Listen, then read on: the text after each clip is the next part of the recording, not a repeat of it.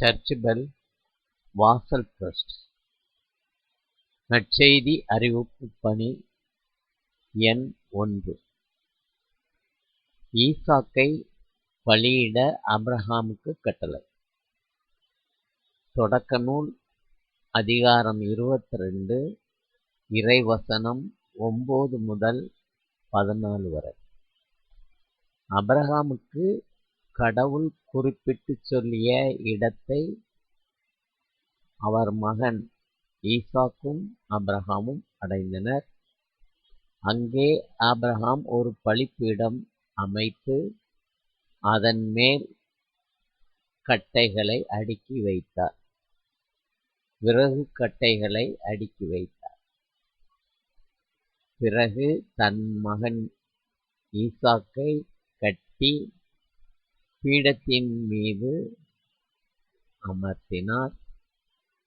விறகு கட்டைகளில் மேல் கிடத்தினார். தன் மகனை வெட்டுமாறு தம் கையை நீட்டி கத்தியை கையில் எடுத்தார்.